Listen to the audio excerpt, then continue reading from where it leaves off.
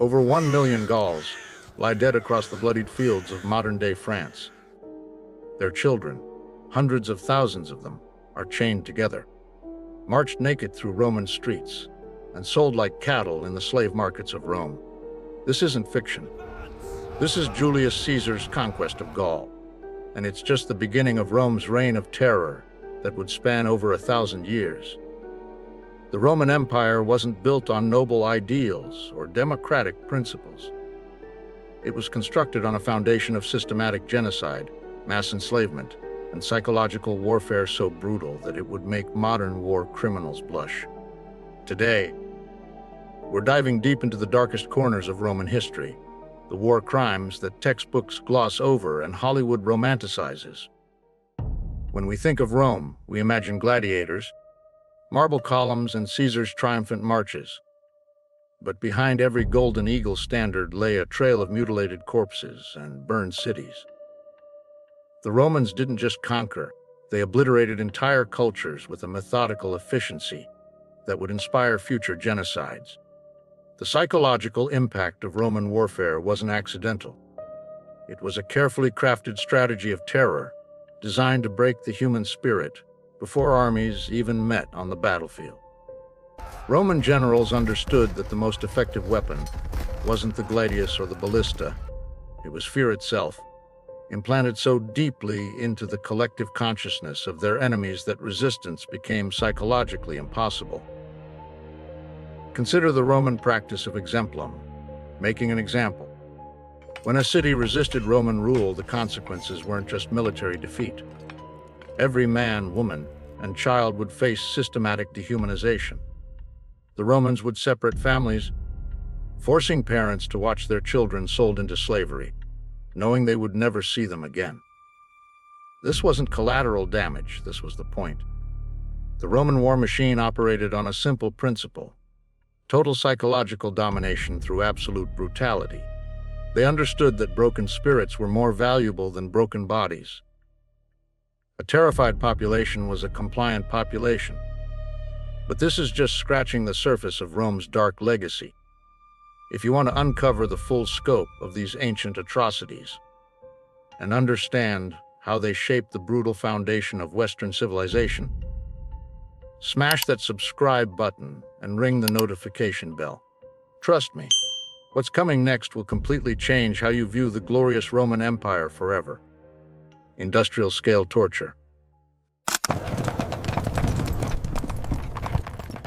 6,000 crosses lined the Appian Way from Rome to Capua, each one bearing the writhing, dying body of a crucified slave.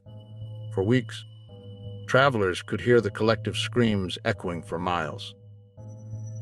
The stench of rotting flesh became so overwhelming that Romans had to cover their faces just to use the road.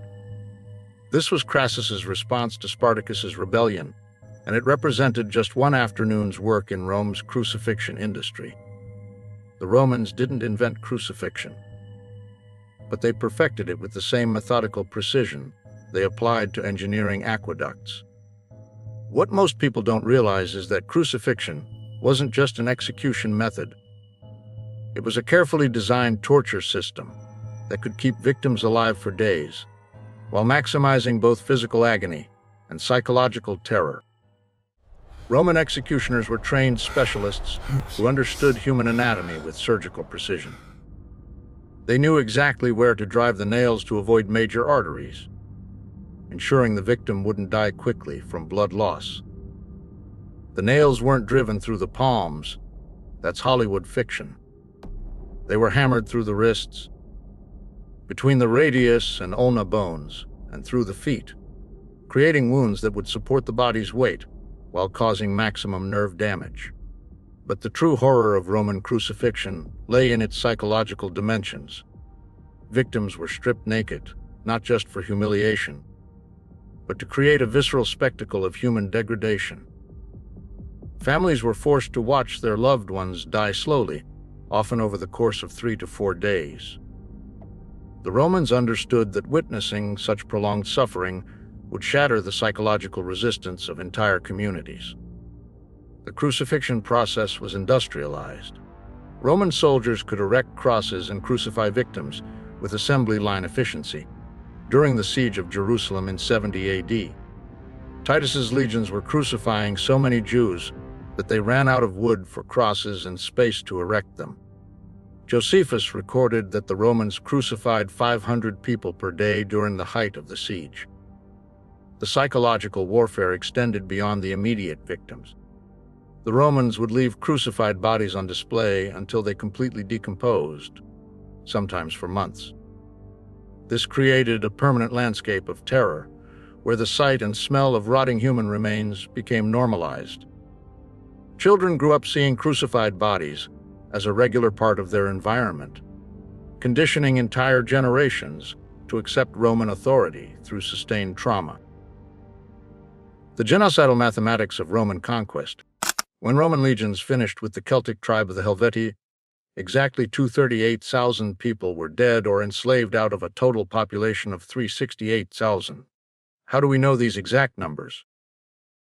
Because the Romans kept meticulous records of their genocides like accountants tracking inventory.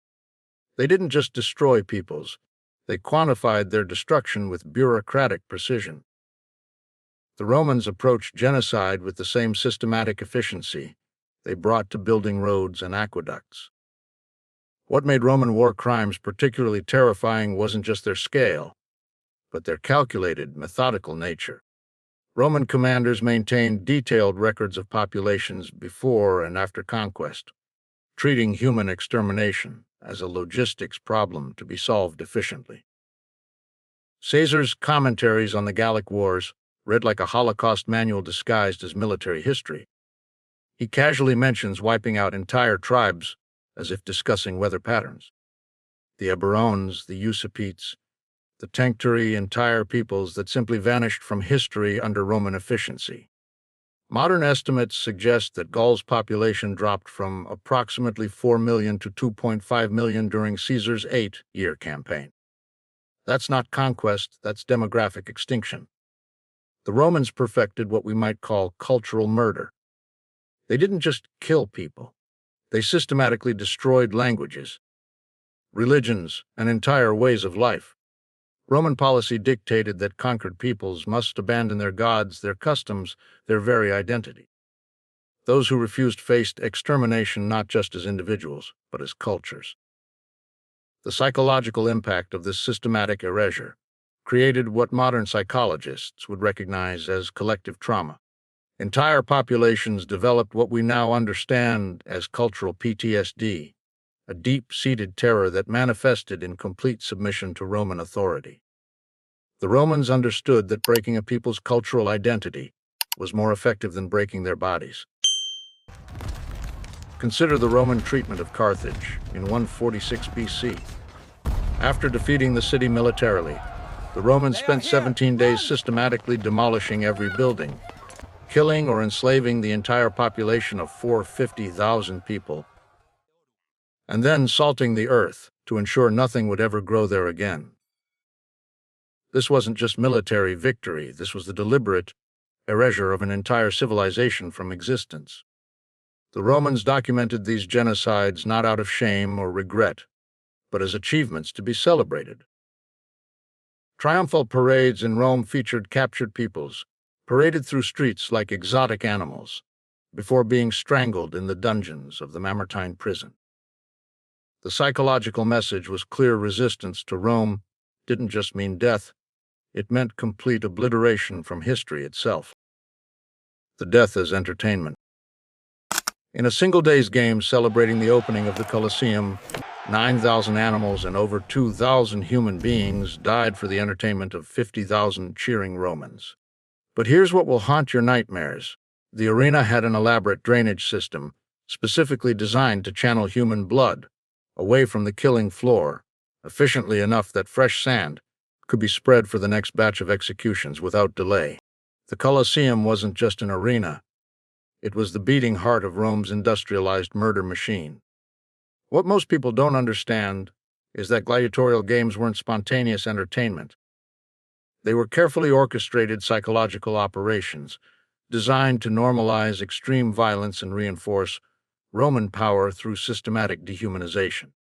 The games served a dual purpose. that reveals the sophisticated brutality of Roman social engineering.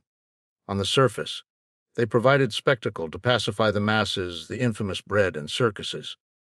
But on a deeper level, they conditioned Roman citizens to view extreme violence as normal, even entertaining.